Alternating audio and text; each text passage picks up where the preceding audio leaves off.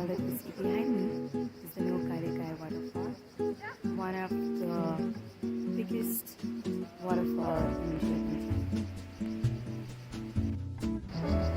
Okay, and this, my friends, is a Kai waterfall, which is one of the famous waterfalls in Cherrapunji.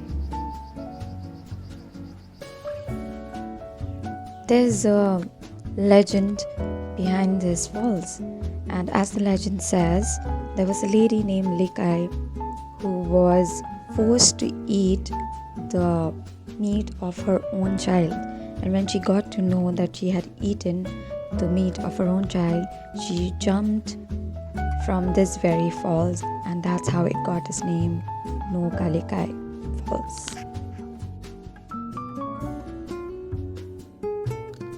Then we moved to the next falls, which was the Dantlane Falls. Even this fall is one of the most famous falls in Cherrapunji, but unfortunately we could not see it from close because due to some conflicts happening between two villages, this falls was closed for the tourists to visit.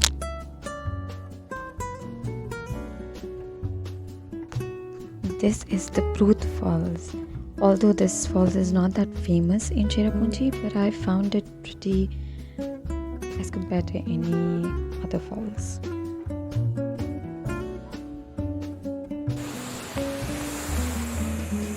Guys, look at the waterfall. That's so pretty. I feel like diving right in. Look at the clear water, right? It just looks like waterfall in Bangkok, Thailand. It does resemble. If you do not have the budget to travel to Bangkok, then Cherrapunji it is. Definitely will give you the. After visiting all the waterfalls in Cherrapunji, we decided to move towards Turkey.